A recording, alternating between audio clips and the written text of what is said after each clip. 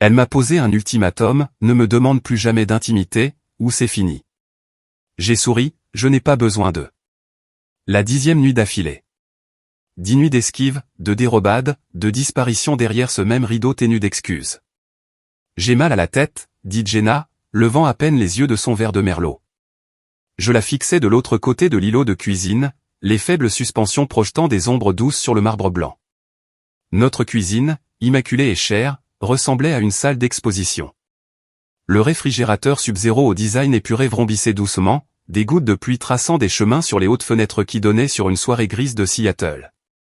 Sa voix était douce, comme répétée. Elle prit une autre gorgée, regardant la pluie. Je n'ai pas répondu tout de suite. J'ai laissé le silence s'étirer, comme je l'avais fait les 9 nuits précédentes. Mais ce soir, il pesait trop lourd sur ma poitrine pour que je le garde pour moi. Alors j'ai dit, d'un ton neutre, enfin. 10 nuits de mots de tête d'affilée. Elle a expiré par le nez. Marc. Non, vraiment, les jeux interrompus en croisant les bras. À ce stade, je commence honnêtement à m'inquiéter. C'est si persistant? Tu devrais peut-être appeler un neurologue. Jenna a posé son verre de vin un peu trop fort. Pas assez pour le renverser, mais assez fort pour souligner une humeur. Ses lèvres se sont pincées. Tu te moques de moi. J'ai incliné la tête. Tu as raison. Désolé. J'ai oublié que je suis censé faire semblant d'être inquiet sans avoir le droit de régler quoi que ce soit. Ses yeux se sont alors levés. Froid. Vif. Elle ressemblait à une femme qui s'efforçait de ne pas fracasser un verre de vin sur le comptoir. Je suis fatigué. Il est tard. J'ai eu une journée chargée et je ne suis pas d'humeur à... À quoi? Être près de moi? Ai-je rétorqué. Toucher ton mari. Silence. Pas de la colère. Pire. De l'indifférence. Elle m'a juste regardé, puis a lentement repris son verre et s'est tournée à nouveau vers la fenêtre. Je vais me coucher, a-t-elle dit. J'ai ri. Une courte expiration sèche. Dois-je encore dormir sur le canapé ou comptes-tu continuer à jouer au cygne épuisé pendant que je fais semblant que tout va bien? Ses épaules se sont tendues, mais elle n'a pas répondu, elle s'est simplement éloignée. J'ai regardé le balancement de son peignoir de soie alors qu'elle disparaissait dans le couloir. Et à ce moment-là, je ne savais pas si je la détestais ou si elle me manquait au point de m'en faire mal aux dents. La pièce est redevenue silencieuse.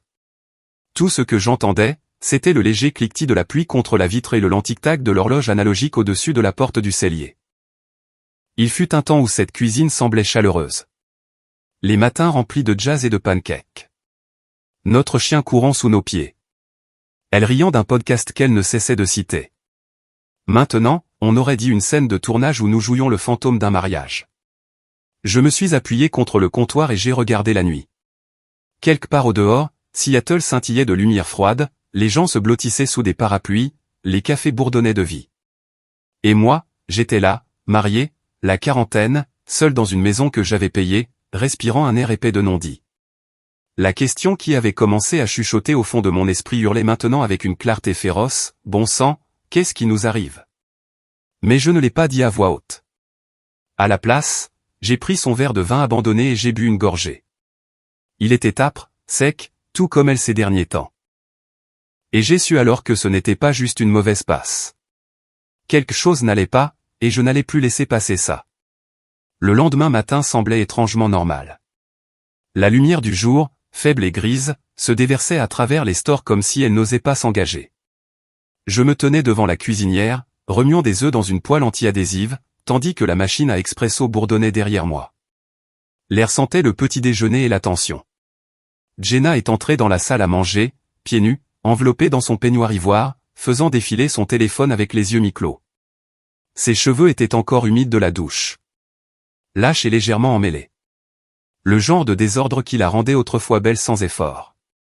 Maintenant, cela lui donnait simplement un air distant. J'ai soigneusement dressé nos assiettes d'œufs. Du pain au levain grillé, quelques tranches d'avocat sur le côté. Elle n'a levé les yeux que lorsque j'ai glissé l'assiette devant elle. « Tu as fait le petit déjeuner ?» dit-elle d'un ton plat. « Absolument » ai-je répondu, m'asseyant en face d'elle avec mon café. Je me suis dit qu'on pourrait manger à nouveau comme des êtres humains. Ses lèvres se sont serrées, mais elle n'a rien dit. Elle a juste pris sa fourchette. Pendant un moment, nous avons mangé dans un silence quasi total. La pluie tapotait doucement contre les fenêtres et les nouvelles murmuraient depuis la télévision du salon. C'était presque civilisé. Familier. Et puis je l'ai dit. Je t'ai pris un rendez-vous. Elle a cligné des yeux. Quoi? Chez un neurologue, ai-je ajouté. Je me suis dit que 10 mots de tête d'affilée valaient la peine d'être vérifiés. J'ai appelé le cabinet du docteur Lutz. Ils avaient une place ce jeudi. La fourchette s'est figée à mi-chemin de sa bouche. Tu as appelé le médecin pour moi. Oui, ai-je dit calmement, en prenant une gorgée de mon café. Tu as dit que tu avais mal. J'essaie d'aider. Ses yeux se sont rétrécis. Tu penses que je mens? Non, ai-je dit rapidement. Je pense que tu ne me dis pas quelque chose. La pause qui a suivi était glaciale. Jenna a posé lentement sa fourchette, comme si elle manipulait une grenade. Son visage s'est tordu, un mélange de choc et de dégoût. Je n'arrive pas à te croire. Quoi, ai-je demandé, déconcerté. Je montre de l'inquiétude. Non, tu ramènes ça à toi, a-t-elle lâché. À ton confort. Tu essaies de contrôler mon corps sous prétexte de prendre soin de moi. Ce n'est pas de la compassion, Marc. C'est de la manipulation. J'ai cligné des yeux, déstabilisé par cette soudaine tempête. Tu m'évites depuis des semaines. Je fais enfin quelque chose, et c'est moi le méchant. Elle s'est levée si vite que sa chaise a raclé le parquet. Mon Dieu, tu ne comprends vraiment rien, a-t-elle sifflé. Tu n'écoutes pas. Tu n'écoutes jamais. J'écoute maintenant, ai-je dit, la voix basse. Dis quelque chose de vrai. Elle a pointé un doigt tremblant vers moi. Tu veux quelque chose de vrai? En voilà, du vrai. Je suis épuisé. Chaque fois que tu me touches, j'ai l'impression que c'est une négociation. Comme si je te devais quelque chose pour être un bon mari. Ce n'est pas juste, ai-je dit, retenant à peine ma voix. J'ai tout fait pour être bon avec toi. Elle a ri amèrement. Exactement. Tu fais des choses pour marquer des points, pas parce que tu t'en soucies. Et maintenant quoi? Si je ne couche pas avec toi, c'est que je suis cassé? Ma gorge me brûlait. Tu déformes mes propos. Non, dit-elle. Je le dis enfin à voix haute.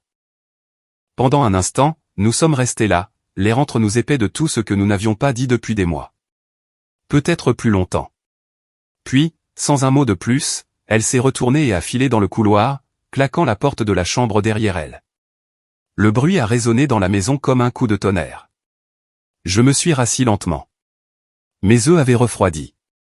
J'ai fixé la chaise vide en face de moi et j'ai essayé de retracer comment nous en étions arrivés là. Comment cette femme qui riait autrefois de mes pires blagues et cherchait ma main sous la table me regardait maintenant comme si j'étais un étranger dans sa cuisine. Étais-je vraiment si aveugle? Ou était-elle simplement partie si loin? J'ai baissé les yeux sur mon café, amer, à moitié bu. Peut-être que c'était nous, maintenant, aussi. Après l'explosion, j'ai fait ce que tout mari à peu près décent pourrait faire lorsqu'on l'accuse de ne pas écouter. J'ai arrêté d'essayer de parler et j'ai commencé à être présent à la place. J'ai mis la pédale douce. Plus de discussions sur les médecins. Plus de questions. Aucune pression. Je l'ai laissé tranquille. Mais dans le silence, je me suis investi davantage. Ce lundi-là, je me suis levé avant elle. J'ai préparé du café à la cannelle et j'ai laissé une tasse chaude à son chevet. Je n'ai pas attendu de remerciements. Je l'ai juste posé là et je suis sorti. Le jeudi, je pliais son linge alors que le mien attendait. Je préparais le dîner tous les soirs. Bœuf bourguignon, risotto aux épinards, linguine aux crevettes, des plats que je réservais autrefois pour nos soirées en amoureux. Maintenant, c'était juste un mardi. Du jazz doux a recommencé à remplir la cuisine, ma vieille playlist Spotify s'échappant de l'enceinte Bluetooth pendant que je hachais des herbes et remuais des poils comme si je passais une audition pour une émission de cuisine. J'ai allumé des bougies au dîner. Des vraies, pas les fausses veilleuses vacillantes. Et je ne l'ai pas touchée. Pas une seule fois. Pas même quand elle se tenait à côté de moi pour rincer la vaisselle, son bras nu effleurant le mien. Je me suis contenté de sourire, de faire une blague sèche sur la météo et de continuer à essuyer les assiettes. Elle l'a remarqué. Je pouvais voir un changement dans sa posture. Elle s'attardait un peu plus longtemps dans la pièce, riait un peu plus doucement à ce que je disais. Elle s'est même assise avec moi pour regarder 2 épisodes complets de cette série documentaire que j'aimais, celle qui lui faisait lever les yeux au ciel auparavant. Et pendant un temps, je me suis laissé croire que nous étions peut-être en train de nous retrouver. L'air dans la maison n'était pas exactement chaud, mais moins froid, comme Seattle en mars, toujours pluvieux, mais pas glacial. Un soir, j'ai laissé une seule rose à longue tige sur le comptoir de la cuisine. Pas de mots, pas d'attente, juste la fleur, couverte de rosée et encore à moitié endormie dans la lumière du matin. Elle l'a vue. Je sais qu'elle l'a vue. Quand je suis rentré à la maison, elle avait disparu du comptoir. Aucune trace dans la poubelle, mais elle n'est pas non plus apparue dans un vase. Elle n'en a pas parlé. Ça m'a un peu piqué. Pourtant, j'ai chassé cette pensée. Je me suis dit que la guérison prenait du temps. Je me suis dit qu'elle dégelait, parce que Jenna avait recommencé à sourire davantage. Ce sourire que je n'avais pas vu depuis des semaines, le vrai, avec le léger plissement au coin de sa bouche. Celui qui ressemblait à la sensation du soleil. Elle a même complimenté les pâtes un soir, disant que l'ail était parfait. Ses yeux ont croisé les miens une seconde de plus que d'habitude. Cela aurait dû être un progrès, mais quelque chose en moi ne s'est pas tout à fait détendu. Peut-être que c'était la façon dont elle se retirait encore la nuit. Comment elle trouvait toujours quelque chose à faire juste avant de se coucher, ranger le placard à linge, vérifier ses emails, plier des serviettes qui n'étaient même pas sales. Elle se déplaçait comme une danseuse, toujours juste hors de portée. J'ai commencé à remarquer de petites choses. Son téléphone n'était plus jamais laissé à charger dans la cuisine. Il la suivait de pièce en pièce comme une ombre. Il y avait un nouveau parfum sur son cou, subtil et doux, quelque chose que je ne reconnaissais pas. Elle ne portait jamais de parfum pour nettoyer la salle de bain des invités. Pourtant, je lui ai accordé le bénéfice du doute, parce que c'est ce que l'on fait quand on essaie de sauver quelque chose. On fait taire les voix dans sa tête et on espère que l'amour est plus fort. Je me suis même surpris à sourire dans le miroir une fois, stupidement plein d'espoir. Comme si, en tenant la ligne assez longtemps, si je continuais à jouer du jazz, à hacher des échalotes et à laisser des fleurs où elle pourrait les trouver, elle reviendrait à moi.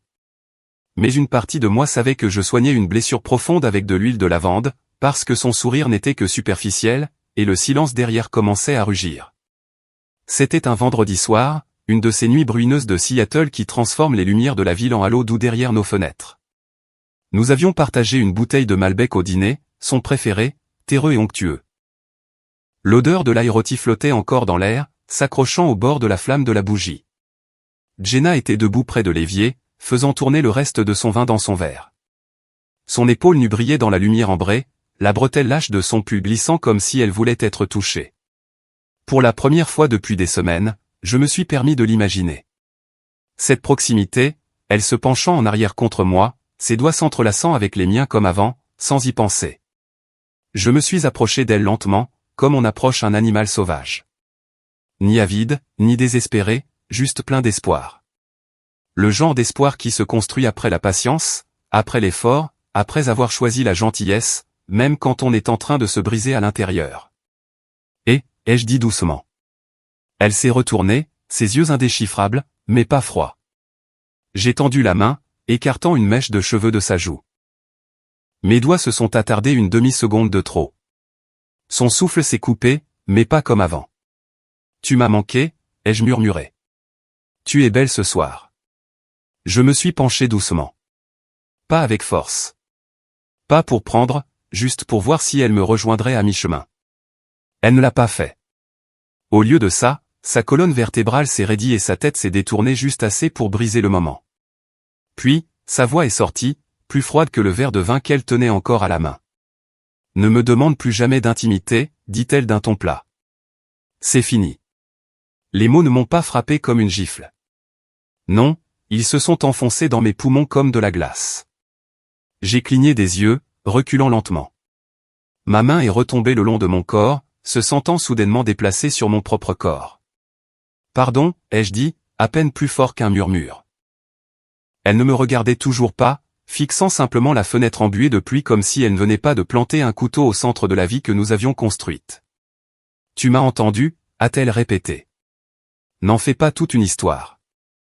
Ne transforme pas ça en une sorte de dette émotionnelle que je devrais rembourser. Quelque chose en moi s'est fissuré, mais ne s'est pas cassé.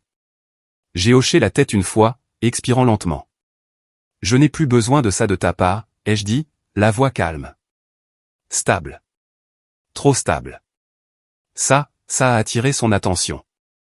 Sa tête a pivoté, et pour la première fois depuis des semaines, j'ai vu une fracture dans son armure.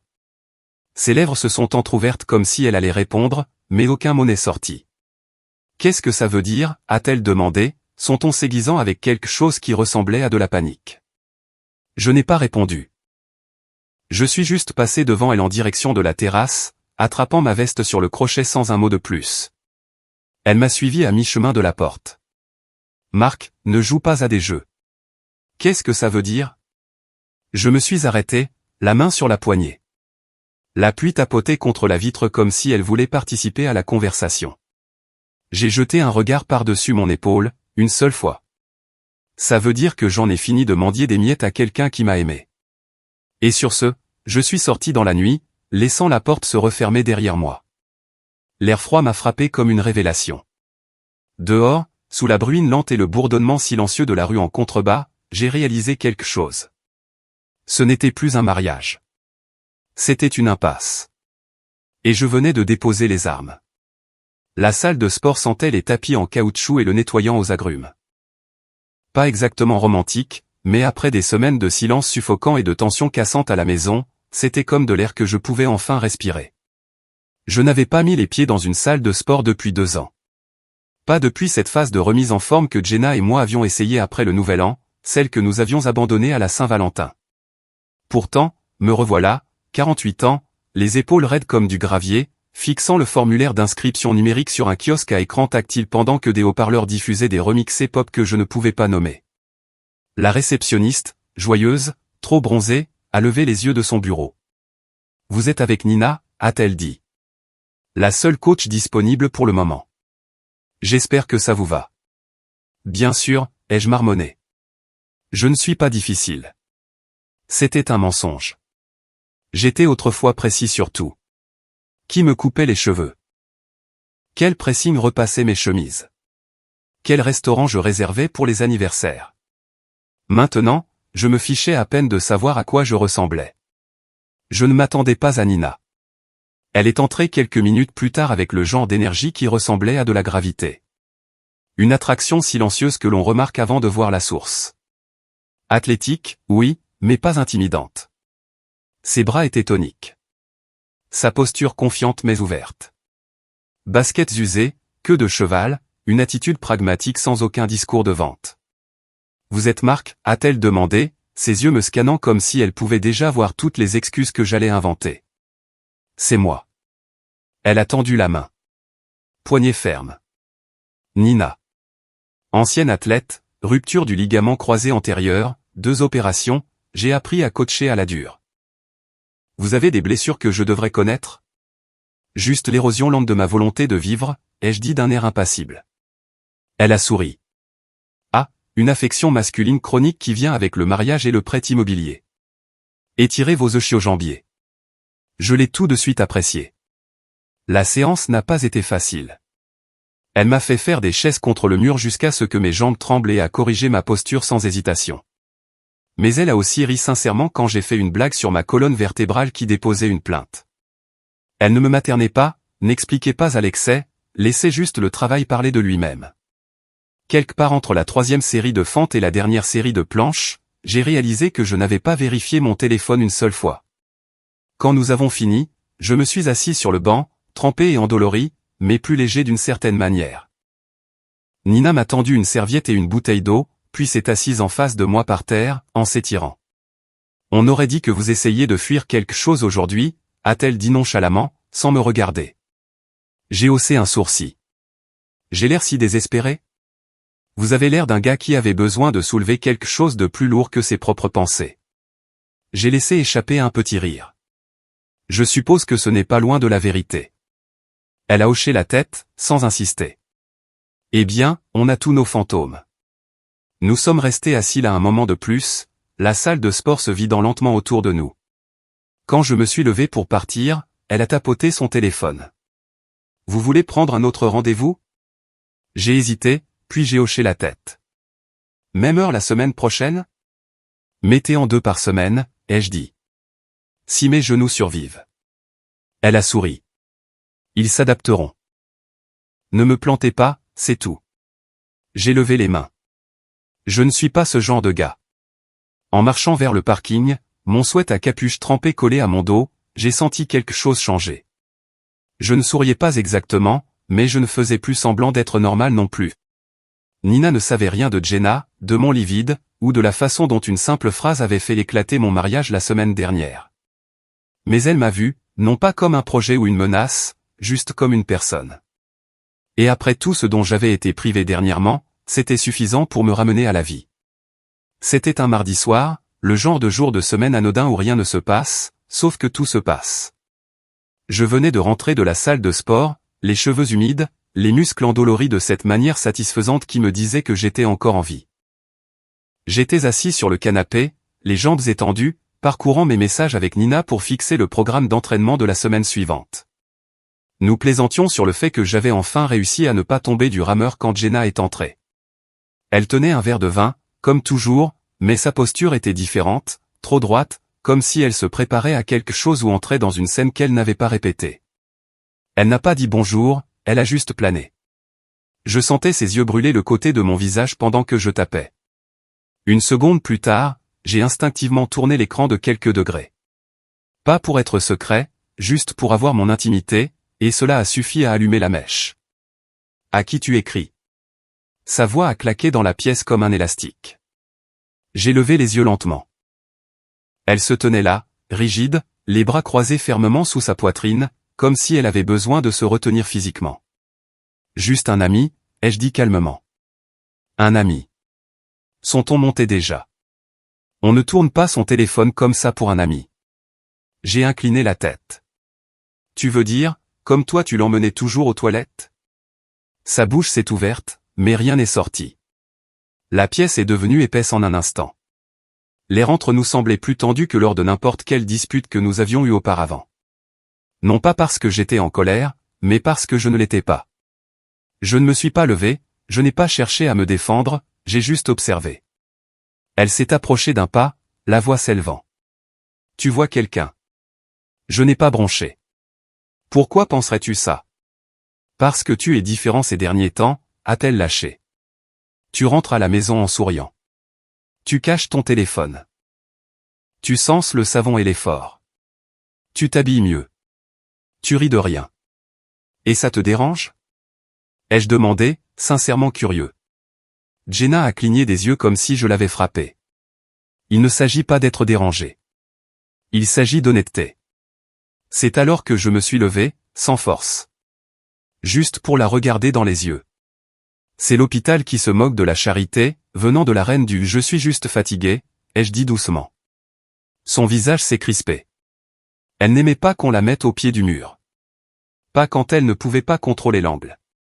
Tu n'as pas le droit de me faire passer pour le faux avec une fausse histoire de développement personnel tout en te faufilant dans mon dos, a-t-elle sifflé. Dis-moi qui c'est. Je l'ai regardé. Vraiment regardé. J'ai vu la rougeur monter à son cou, la folie derrière ses yeux. Non, ai-je dit, la voix stable. Sa mâchoire est légèrement tombée. Non, ai-je répété. Tu n'as pas accès à ma vie juste parce que tu te sens soudainement menacé. C'en était trop, elle a explosé. Tu es incroyable.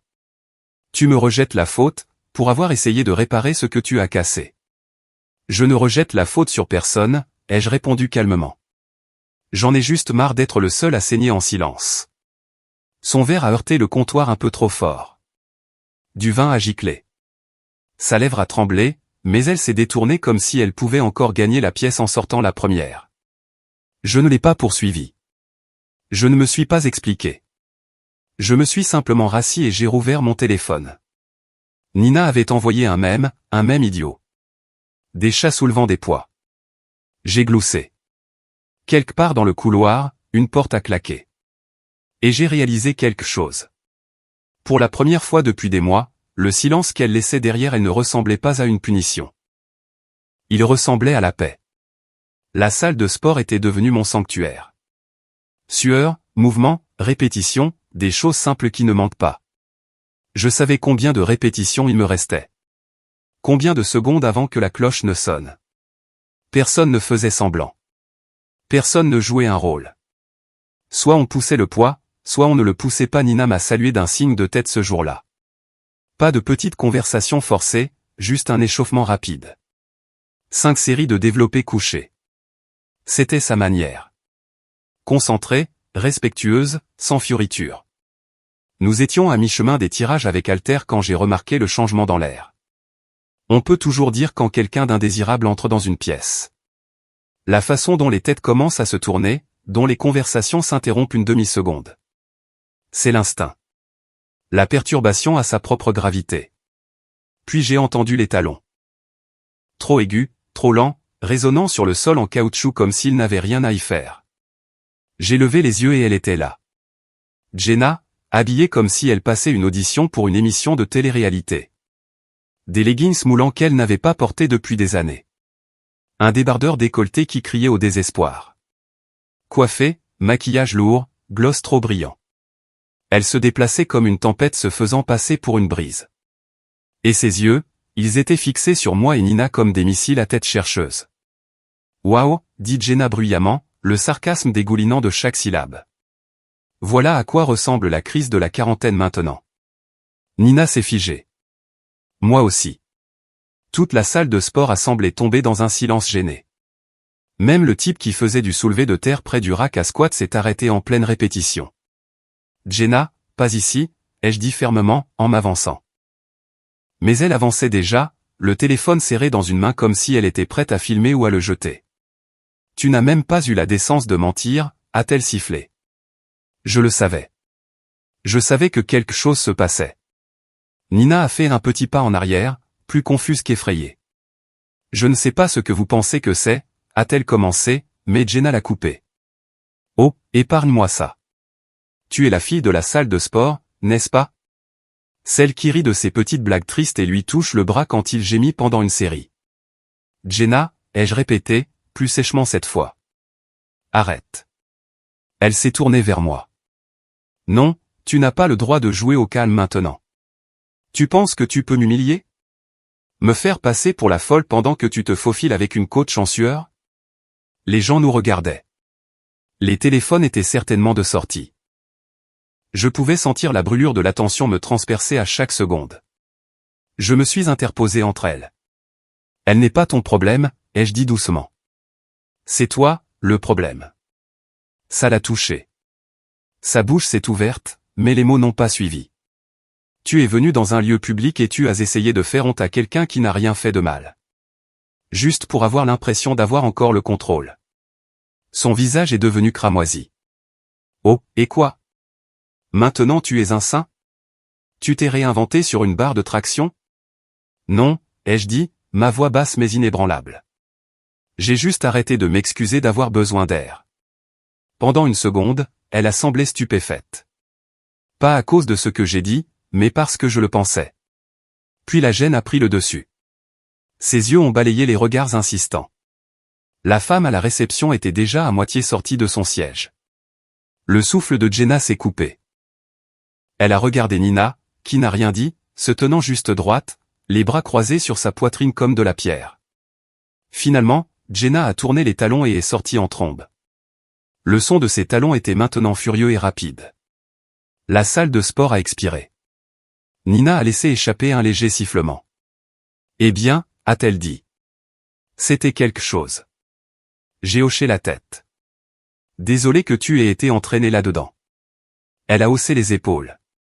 J'ai vu pire, mais bon, j'aurais presque aimé porter mon maillot d'arbitre.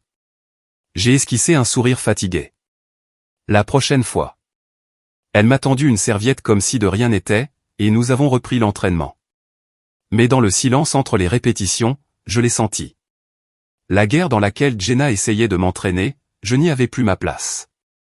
Une semaine plus tard, la salle de sport était plus calme. Un mardi après-midi avec un ciel couvert et moins de monde que d'habitude.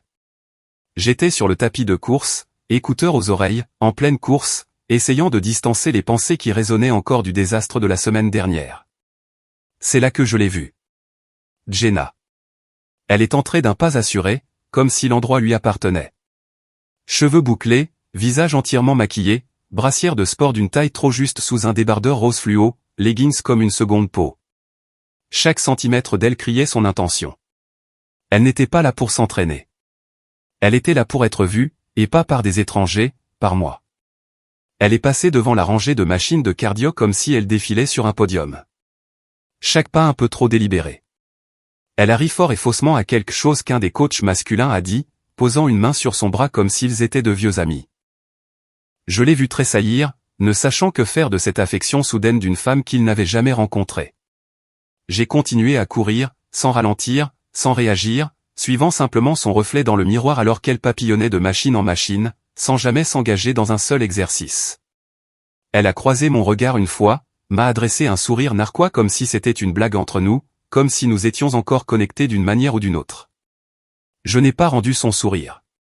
Elle s'est dirigée vers les poids libres, a fait 2 séries de flexions des biceps avec des haltères de 2 kilos, les bras trop raides, la forme complètement fausse, puis les a abandonnés dès qu'elle a vu Nina entrer par le couloir du fond. C'est là que le spectacle a commencé. Jenna a rejeté ses cheveux en arrière, est passée nonchalamment devant Nina, et s'est penchée juste assez pour renouer une chaussure qui n'en avait pas besoin. Ses yeux se sont levés, vérifiant si Nina l'avait remarqué. Elle l'a vu, mais Nina n'a pas changé de rythme. Elle n'a même pas cligné des yeux, passant simplement à côté comme si Jenna était un fantôme en l'ululement. C'est à ce moment-là que le sourire de Jenna a vacillé. Elle s'est reprise rapidement, trop rapidement, et est retournée vers les tapis de course, cette fois plus lentement, étirant sa marche comme si cela pouvait réécrire la scène. J'ai éteint ma machine, l'ai essuyée, et j'ai attrapé ma bouteille d'eau, marchant droit vers Nina avec un calme qui était entièrement réel. Nous avons parlé de changement d'horaire, d'une nouvelle routine pour le dos qu'elle voulait essayer. Nous n'avons pas mentionné l'ouragan qui tentait de se former à 60 cm de là. Jenna traînait à proximité, faisant semblant de vérifier son pouls comme si elle calculait sa fréquence cardiaque au repos. Finalement, elle s'est éloignée en direction des vestiaires. Pas une seule fois elle n'est sortie de son personnage, mais ses yeux. Il disait la vérité, car pour la première fois de notre mariage, j'ai vu la panique clairement sur son visage. Non pas parce que j'étais avec quelqu'un d'autre, mais parce que je ne la regardais plus. Nina m'a tendu une serviette. « Ça va ?» a-t-elle demandé à voix basse. J'ai hoché la tête. Ouais. Et je le pensais. C'est à ce moment-là que j'ai réalisé que l'emprise que Jenna avait sur moi avait disparu.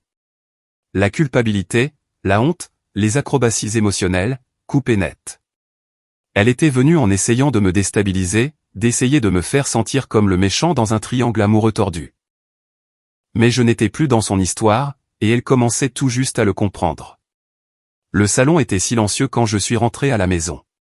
C'était une de ces soirées calmes où même la maison semblait retenir son souffle. Pas de musique, pas de cliquetis de vaisselle, juste le faible bourdonnement du réfrigérateur et le léger craquement du plancher sous mes pas. Jenna était assise sur le canapé.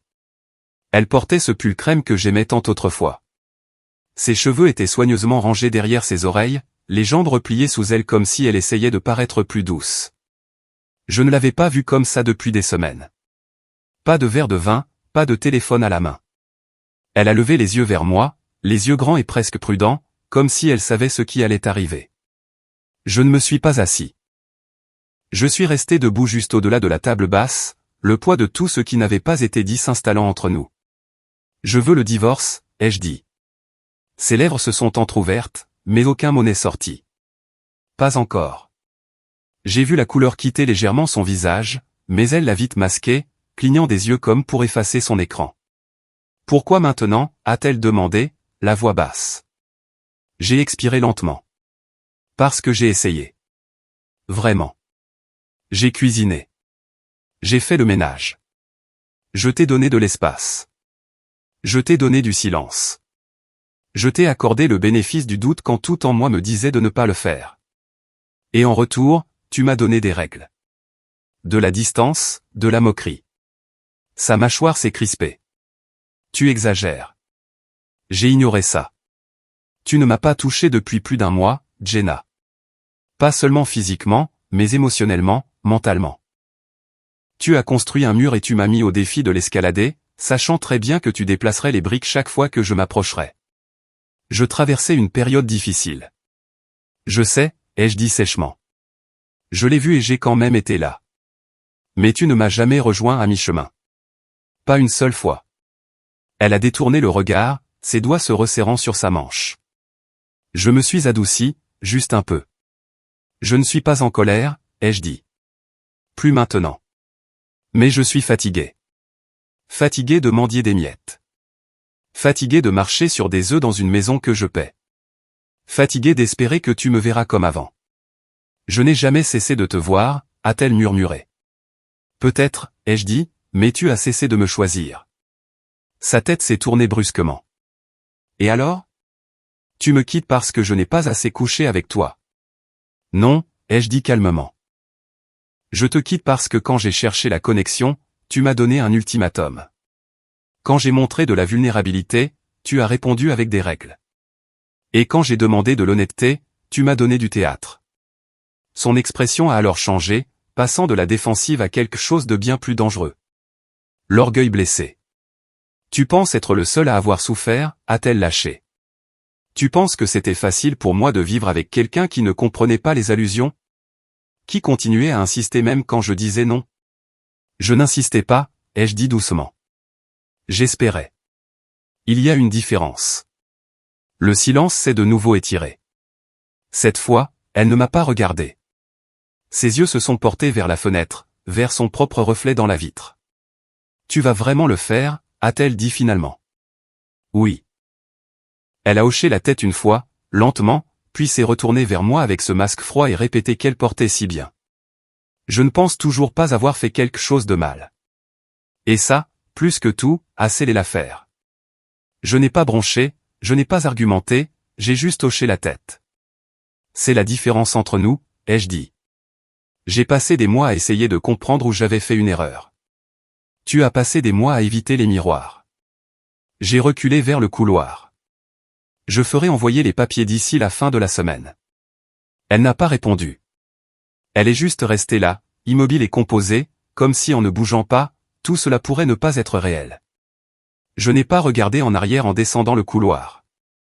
Je ne me suis pas arrêté à la porte. J'avais déjà fait un petit sac la veille, juste l'essentiel. Ce n'était pas une punition. C'était une libération, pour nous deux. La porte d'entrée s'est refermée avec un léger clic. Et pour la première fois depuis très, très longtemps, je ne me sentais pas vide. Je me sentais en paix. Le bureau de l'avocat était tout en verre et en chrome, conçu pour que les fins ressemblent à des transactions. La salle de conférence avait une longue table en acajou, une pile de documents bien rangés au centre, et une boîte de mouchoirs placée avec une précision chirurgicale dans un coin. Comme si le chagrin était attendu, mais devait rester ordonné. J'étais en avance. Jenna était en retard. Sans surprise. Elle est finalement arrivée avec 30 minutes de retard, enveloppée dans un long manteau noir. Ses lunettes de soleil toujours sur le nez malgré le ciel nuageux. Elle semblait plus mince, ou peut-être juste plus petite. Elle n'a pas parlé au début, s'est juste assise en face de moi, resserrant son manteau comme si c'était une armure.